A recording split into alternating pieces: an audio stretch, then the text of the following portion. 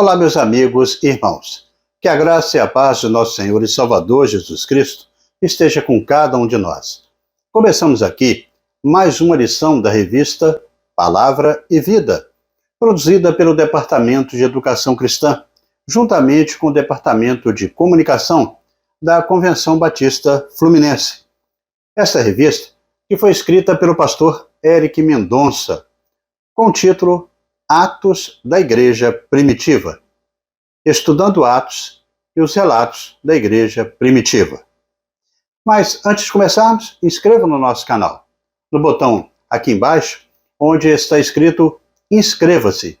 Curta, deixa o seu comentário, acione o sino das notificações e compartilhe. Toda semana nós estaremos aqui publicando uma nova lição para estudarmos juntos. A lição de hoje é a lição de número 6 e traz o título A Importância da Pregação da Palavra. E tem o texto base no capítulo 2 do livro de Atos dos Apóstolos. Nós estaremos lendo apenas os versículos 37 até o 42. Para aí, a introdução desta nossa lição. E o texto, ele nos diz assim: Quando ouviram isso, os seus corações ficaram aflitos, e eles perguntaram a Pedro e aos outros apóstolos: Irmãos, que faremos? Pedro respondeu: Arrependam-se e cada um de vocês seja batizado em nome de Jesus Cristo, para perdão dos seus pecados, e receberão o dom do Espírito Santo. Pois a promessa é para vocês, para os seus filhos e para todos os que estão longe, para todos quantos o Senhor, o nosso Deus, chamar. Com muitas outras palavras, os advertia e insistia com eles: Salvem-se desta geração corrompida. Os que aceitaram a mensagem foram batizados, e naquele dia houve um acréscimo de cerca de 3.000 pessoas. Eles se dedicavam ao ensino dos apóstolos e à comunhão, ao partir do pão e às orações. Bem, irmãos, a lição desta semana da nossa revista, ela tem como objetivo, ao final deste nosso conteúdo, nós possamos juntos entender qual deve ser aí a centralidade da pregação da Palavra de Deus e a sua mensagem, a importância para a vida da igreja e no cumprimento do Ide de Jesus.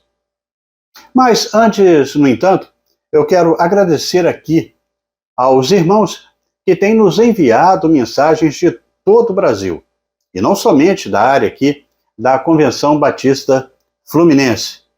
Em especial, eu quero mandar aqui o meu abraço à irmã Lília Firmino e também aos queridos irmãos da Igreja Batista de Marechal Deodoro, que fica lá no estado das Alagoas, que tem acompanhado a gente aqui. Ao irmão Reginaldo Araújo, que pertence à Igreja Batista em Juazeiro do Norte, lá no Ceará. A irmã Andréa Lima, manda aqui o meu abraço também, e aos irmãos que estão em Parnaíba, no Piauí, também vai o nosso abraço.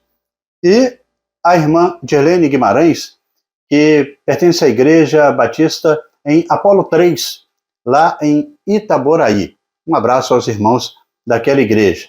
E aos irmãos Sebastião Magalhães Pereira, a Luísa Amélia Gomes, a Edneia Melo, que também nos enviaram mensagens. Aí um abraço especial. E mando aqui o meu abraço também para os pastores e os líderes da Convenção Batista Fluminense, que têm também participado deste ministério. Que Deus continue abençoando aos irmãos para sempre, né? E a nossa oração é que Deus continue aí derramando bênção na vida dos irmãos. Bem, com relação à lição, nos dias de hoje, nós ouvimos falar em várias teologias, teologia da libertação, teologia afro, teologia terceiro-mundista, teologia da esperança, teologia da prosperidade e muitas outras. Mas todas são correntes de pensamento em que a Bíblia ela é interpretada pela ótica de uma corrente de pensamento humano, em vez de se examinar as correntes de pensamento humano à luz da Bíblia. Muitas vezes, isso está desfigurando o cristianismo. Qual é exatamente o conteúdo do Evangelho? O que a igreja primitiva pregou? Como ela se dirigiu ao mundo e o que ela disse? A passagem narrada aqui por Lucas, em Atos dos Apóstolos, com a pregação de Pedro e sua inspiração pelo Espírito Santo, nos motiva, como servos do Senhor, a perseverar na fidelidade da pregação da palavra sobre Jesus. A pregação em que Pedro dirige a palavra aos visitantes de Jerusalém naquele dia segue logo após a descida do Espírito Santo, como nós estudamos na lição passada, a promessa que foi realizada. Em Atos dos Apóstolos, no capítulo 2, de 1 a 13, nós vimos isso, quando foram destacadas aí as conexões com as promessas do Antigo Testamento, bem como aí a sua conexão entre as ênfases pneumatológicas e também missiológicas do livro de Atos dos Apóstolos. Nós estudamos isso na última lição. A mensagem é a manifestação do Espírito Santo, tanto em Pedro, que foi o pregador, quanto naquelas pessoas que ouviam aquela mensagem, impactando o ide e também o ensino, a mensagem das boas novas do reino e a transformação de vidas. Pedro, ele se destaca neste momento inicial porque ele foi um dos discípulos de confiança de Jesus, o primeiro aí a declará-lo como o Cristo, o Filho do Deus vivo, e recebeu de Jesus mais atenção que os demais. E também porque ele pregou os primeiros sermões naquela igreja, e que foram, inclusive, o cartão de visita teológico da nova comunidade. E dessa maneira nós chegamos ao primeiro tópico da lição de hoje, e que tem o título O Espírito Santo na Pregação. O Espírito Santo na Pregação. Deus, ele tinha inaugurado um novo tempo com Jesus para a relação com o seu povo, o povo escolhido.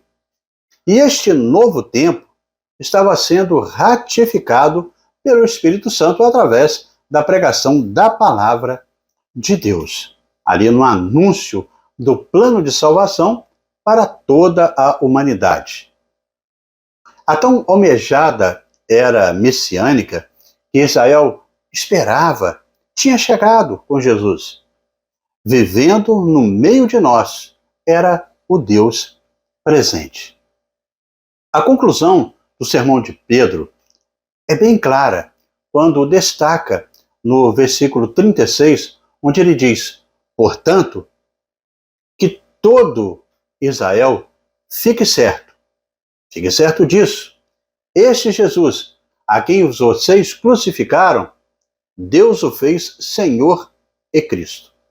Bem, irmãos, na última lição, nós discutimos a descida do Espírito Santo, marcando aí um novo tempo para a igreja, nascendo a igreja de Jesus.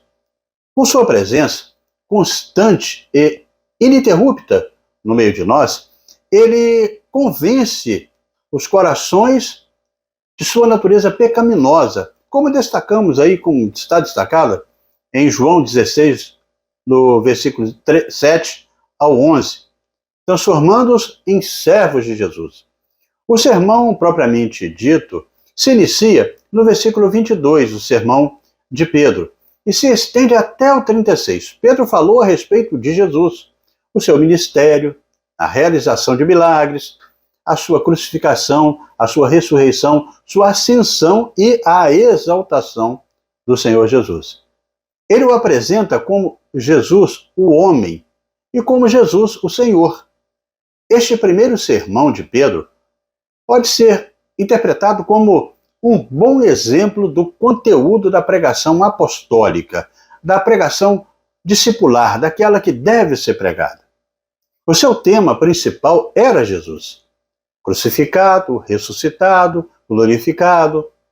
Ele é ao mesmo tempo Salvador e Senhor, um sinal crucial do Espírito Santo, que em Atos 2 nos mostra que é a capacidade de entender diferentes idiomas pelo presente aí nas festas de Pentecoste. Todos eles entenderam a mensagem. Além disso, muitos espectadores inicialmente zombaram e pensando que aquelas pessoas estavam bêbadas. Foram inclusive convencidos pela pregação de Pedro a se converterem, sendo batizados.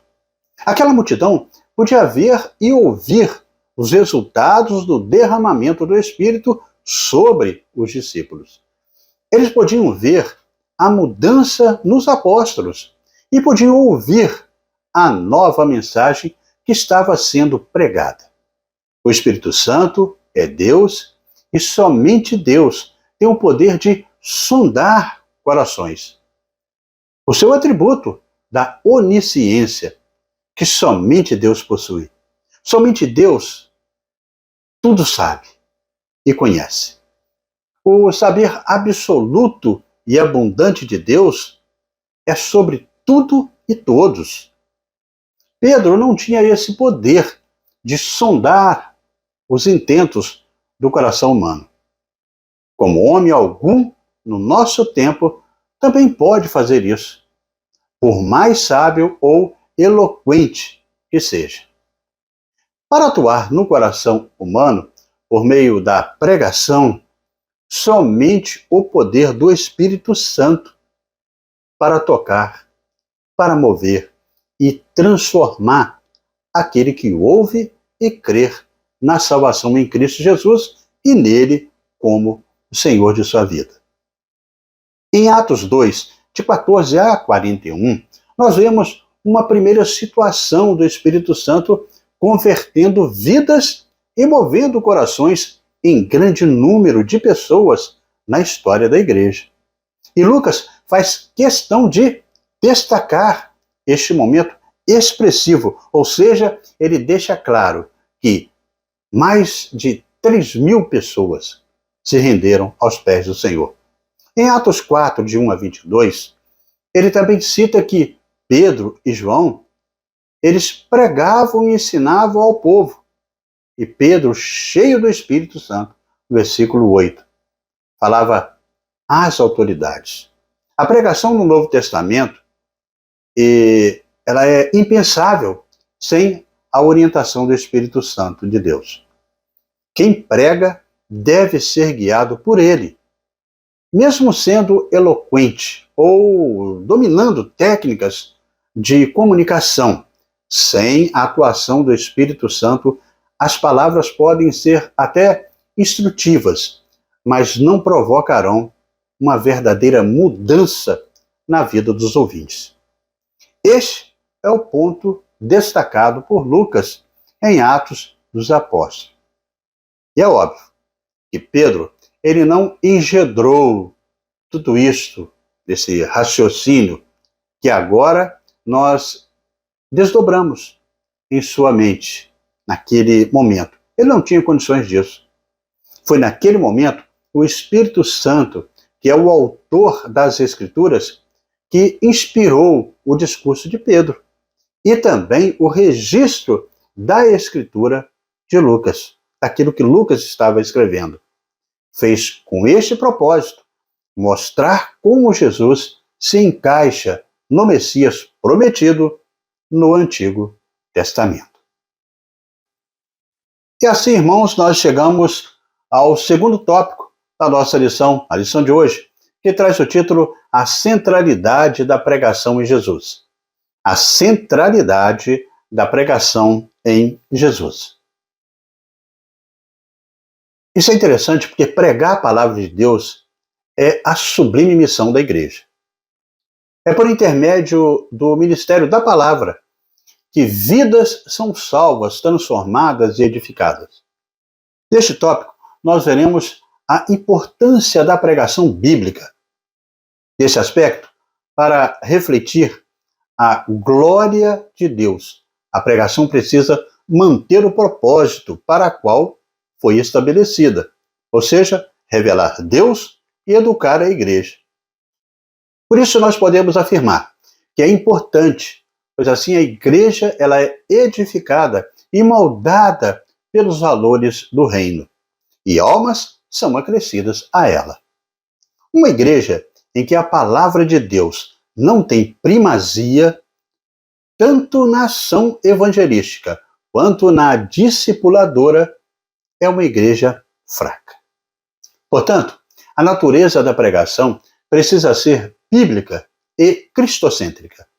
Em outras palavras, deve possuir aí sólidos fundamentos bíblicos.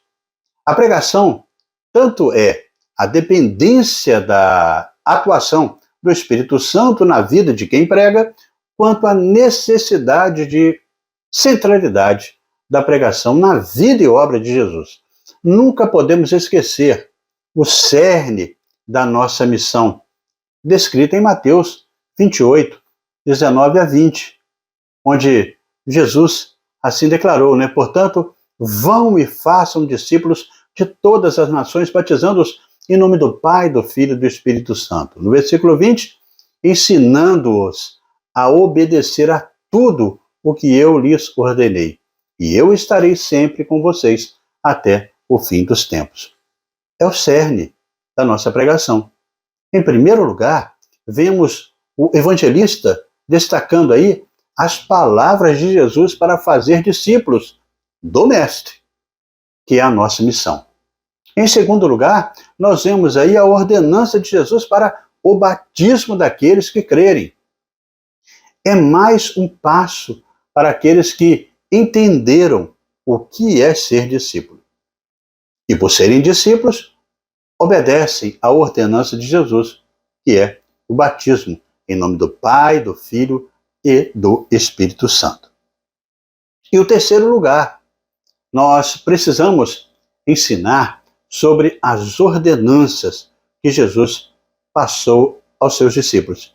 A saber, a ceia, que é uma celebração na qual nós relembramos o sacrifício de Jesus para o perdão dos nossos pecados, e o batismo, como forma de professarmos a nossa fé em Cristo Jesus, nosso Salvador e nosso Senhor.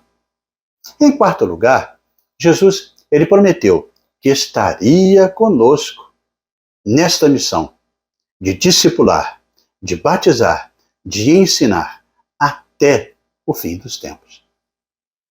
Nossa missão, irmãos, fundamental é levar Jesus a todos os povos. Assim como os apóstolos, nossa pregação deve enfatizar a vida e a obra de Jesus. Lucas, em Atos 1:8, ele destaca a abrangência geográfica dessa missão, desde Jerusalém até os confins da terra. Pedro, ele cumpre essa missão em Atos 2, diante de uma multidão de diversas nações. Ao longo de Atos, nós veremos o Evangelho alcançando novos povos, graças às circunstâncias específicas que serão exploradas nas próximas lições. Para cumprir essa missão, adaptamos nossa mensagem para mantermos aí centrada em Jesus e em sua doutrina, como Paulo fez em Atenas ao utilizar o contexto idólatra daquela cidade como introdução ao seu discurso, em Atos 17:16, do versículo 16 ao 34. A proclamação da mensagem bíblica é responsabilidade de todos nós, chamados por Deus para uma tarefa especial. Devemos nos preparar e servir com excelência ao Senhor. Precisamos de servos obedientes, íntegros e fiéis para semear a salvação nos corações. O Espírito Santo, ele opera a transformação através do arrependimento e da confissão, mas é nossa boca e nossa vida que ele usa para isso. Imagine a alegria de Filipe em ser usado pelo Senhor em Samaria e ver conversões e batismos, tal como registrado lá em Atos 8, 4, do versículo 4 ao 8. O propósito mais sublime da pregação da palavra de Deus está no fato de revelar a Deus às pessoas. Frequentemente, as Escrituras se referem a este aspecto da pregação como sendo uma proclamação. O verbo grego é o kerisso, traduzido como proclamar, anunciar. É usado nesse sentido em vários textos do Novo Testamento. Neste aspecto, a pregação ela tem o propósito de revelar Deus às pessoas. Este fato, por si só, mostra a grandiosidade da pregação, trazer ao mundo o conhecimento de Deus. E isto só se dá através da ação do Espírito Santo em nossas vidas. E neste caminhar, irmãos, chegamos ao terceiro tópico da nossa lição. A lição de hoje, que traz o título A Importância do Testemunho. A importância do testemunho. Um aspecto importante que os discípulos viveram naquele momento foi o testemunho. É o Evangelho de Cristo no seu aspecto prático, na vida dos discípulos. Embora, no ponto de vista teórico, fossem bem fundamentados, esses ensinamentos evocam a necessidade de práticas que refletem a fé genuína, conforme destaca Tiago, no capítulo 1 da sua carta, do versículo 21 e também o 22. No Evangelho segundo João, nós somos exortados à produção de frutos que evidenciem o verdadeiro arrependimento. João 15,16 também assim fala.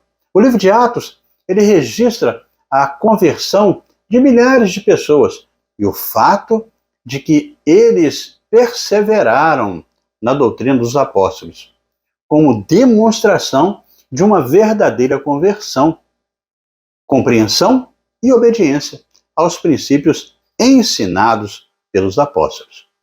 Quem ama a Cristo e ao próximo, guarda e pratica toda a doutrina de Deus. Em Atos dos Apóstolos, Lucas registra tanto a vida ministerial quanto a pessoal dos apóstolos, mostrando que essas esferas, elas se entrelaçam, sem distinção. Você compartilha dessa percepção? Não há dualidade entre falar e agir, entre viver aquilo que se prega e pregar aquilo que se vive. É crucial notar que, mesmo sendo um grande pregador, se o seu testemunho não refletir essa grandeza, sua fé e também a de outros podem esfriar. E você pode até mesmo afastar-se da missão que Deus lhe confiou.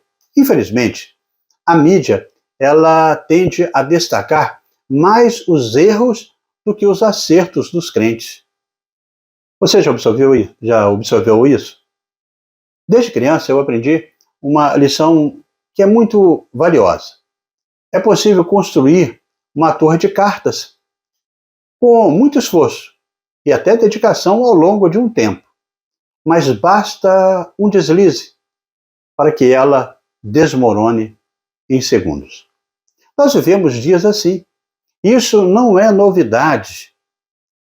Essa é a natureza da vida. No livro de Lucas, já havia este alerta: a quem muito for dado, muito será exigido. E a quem muito foi confiado, muito mais será pedido. É assim registrado em Lucas 12, na parte B do versículo 48. Paulo dá uma orientação aos coríntios, dizendo que, assim, aquele que julga estar firme, cuide-se para não cair. Como registrado lá na primeira carta aos Coríntios, no capítulo 10, no versículo 12. O testemunho pessoal é essencial para todo servo de Jesus, mas aqueles que pregam a palavra devem dedicar-se à sua preservação por amor a Cristo. Tanto o testemunho de Cristo como o pessoal são de grande importância. A autenticidade da mensagem e do testemunho pessoal dos crentes e da igreja primitiva atraiu a graça do povo, como veremos nos estudos posteriores. Estejamos atentos a este tema crucial narrado por Lucas em Atos dos Apóstolos, onde pregação e testemunho se unem. Paulo afirma que os crentes em Cristo estão edificados sobre o fundamento dos apóstolos. Assim registrado lá em Efésios, no capítulo 2, no versículo 20, que é o mesmo que doutrina dos apóstolos, destacado em Atos 2:42. Pois a eles foi dada a missão de lançar a base doutrinária da Igreja de Cristo. No entanto, é bom que entendamos que essas duas expressões fazem referência ao ensino dos apóstolos e não aos apóstolos em si. Ou seja, a igreja não está fundamentada nestes homens, mas na doutrina que eles receberam de Cristo e repassaram à igreja do Senhor até chegar aos nossos dias de hoje. A validade do que eles ensinaram está no fato de que Jesus Cristo é a principal pedra de esquina. Ou seja, o Senhor é a base, a sustentação de toda a doutrina ensinada pelos apóstolos e que devem ser ensinados por nós hoje. Sem Cristo, esses ensinos não existiriam ou não fariam valor nenhum, pois Cristo, ele é insubstituível. E dessa forma, irmãos, chegamos à conclusão da lição da revista Palavra de Vida desta semana. Após a exposição desta lição, nós constatamos que a igreja ela precisa manter-se fiel à pregação da palavra. Isso só pode ser feito por meio de uma pregação genuína, bíblica e que reflita os valores do reino de Deus pela ação do Espírito Santo. Para isso, não há atalhos. Numa cultura cada vez mais hostil à fé cristã, a igreja ela necessita proclamar as verdades do reino por meio das poderosas pregações na palavra de Deus, com a unção do Espírito Santo. Quando olhamos para Atos dos Apóstolos, nós percebemos que as pregações de Pedro, João, Paulo e tantos outros fizeram a diferença e geraram uma transformação genuína na vida de muitas pessoas, de muitos servos. Pois era uma pregação cristocêntrica e movida pelo poder do Espírito Santo. Este é o caminho mais natural e saudável para que nossos púlpitos e onde quer que nossas vozes e vidas alcançarem, gerem a proclamação do reino de Deus. Um reino que prega o amor de Deus por meio do seu único Filho, onde o Espírito Santo nos ilumina por meio da palavra do Senhor. Aquilo que nós precisamos a nós ser ensinado e também ensinar para fazer discípulos, de todas as nações. Para essa sublime missão, o Senhor prometeu que estaria conosco todos os dias. Avancemos, irmãos, na pregação genuína da palavra do Senhor. Quem prega a mensagem não tem o direito de escolher o que vai pregar. A ordem é dada em voz de comando, porque o pregador há de ser como o porta-voz de Deus e conduzido pelo Espírito Santo. Ele não tem vontade própria. Este é o padrão que querem ou desejam, aqueles que querem ou desejam anunciar o Evangelho. É através da pregação que nasce da consciência de ser um arauto do Rei dos Reis, do que anuncia, faz conhecido em vós, razão, porque a pregação cristã, ela é igualmente chamada de proclamação ou anúncio das boas novas. Prega-se a Jesus Cristo. Nós devemos pregar a Cristo crucificado pelos nossos pecados. Devemos pregar a fé e a esperança e o amor. Ao pregar o Calvário e o túmulo vazio, devemos anunciar a reconciliação e a inauguração do reino do Senhor. O pregador do Evangelho não pode esquecer 3 coisas que são importantes na revelação da palavra de Deus, que são imprescindíveis: que Jesus Cristo é o Senhor de tudo, que Ele é o Senhor da igreja, que é o Senhor do corpo, que é o Senhor da sua vida, que é o Senhor da esperança. Jesus Cristo é o começo da proclamação e o cumprimento deste abençoado anúncio e promessa de salvação para todo aquele que crê. Irmãos, devemos entender que nós somos o povo resgatado pelo sangue vertido na cruz. Ali foi declarada a falência humana, mas também o poder de Deus. Certamente, a palavra da cruz é loucura para os que se perdem, mas para nós que somos salvos, é o poder de Deus, como retrata 1 Coríntios 1,18. Para o mundo em trevas, a cruz não faz sentido, mas foi por meio dela que o Salvador ofereceu perdão aos pecadores. Pedro, naquele dia especial, deixou claro que essa deveria ser a atuação de todos os discípulos de Cristo até o último dia. Pregar o Cristo crucificado, ressurreto, assunto aos céus e glorificado. Este mesmo Jesus que um dia voltará para buscar a sua igreja. E agora chegamos ao nosso momento para pensar e agir, com 3 reflexões que são propostas pelo pastor Eric Mendonça. A primeira reflexão é de que quando estamos preparando para pregar ou ensinar a palavra do Senhor a alguém, o que você faz? Ora pedindo a direção do Senhor? Realmente não tem como fazer nada, né? Em relação à igreja, aos trabalhos, sem a direção do Espírito Santo. Isto só se dá através de oração e entrega ao Senhor, para que Ele conduza os nossos passos. A segunda reflexão é que aprendemos que a pregação sem Cristo pode ser qualquer coisa, menos a pregação do reino, menos salvação.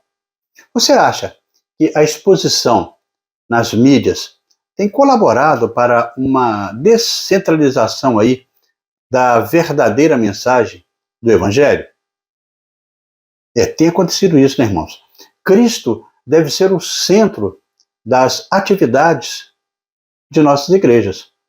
A vida da igreja deve ser Cristo. Podemos ter variados estudos de grupos, trabalhos específicos da igreja, porém, em se tratando do conteúdo central quanto à pregação e o ensino, Cristo deve sempre ser o centro no anúncio da palavra. A terceira e última reflexão é qual a importância que você dá para o testemunho cristão em comparação com a pregação. O testemunho pessoal realmente pesa na hora de ouvir um pregador? Com certeza, nós não podemos ser diferentes. Pregação e vida têm que caminhar juntos, sempre. A igreja, ela deve preservar o compromisso de manter e ensinar a doutrina dos apóstolos, também com testemunho. E isto se dá através da pregação da palavra de Deus. O propósito mais sublime da pregação da palavra está no fato de ela revelar Deus às pessoas. O alvo da pregação é revelar Cristo, o Deus presente. As pessoas que foram alcançadas pela proclamação da palavra precisam crescer e amadurecer no Evangelho, ou seja, necessitam ser discipuladas e instruídas através do Espírito Santo. A palavra, ela tem importante função para edificar a igreja. E esta edificação, ela vem pelo confronto que o Espírito Santo ele traz, que nos exorta e nos consola na pregação. E assim, amigos e irmãos, terminamos mais uma lição da revista Palavra e Vida. Mas antes de você sair, eu convido você para se inscrever no nosso canal, no botão aqui embaixo, onde está escrito inscreva-se. Curta, deixe aí o seu comentário, acione o sino das notificações e compartilhe para que mais pessoas também possam desfrutar deste conteúdo para a edificação de cada um na aprendizagem da palavra de Deus. Na próxima semana, nós estaremos publicando aqui a lição de número 7, e que tem o título A Igreja de Atos. A Igreja em Atos. E estaremos publicando aqui esta nova lição, se Deus assim nos permitir. Amém?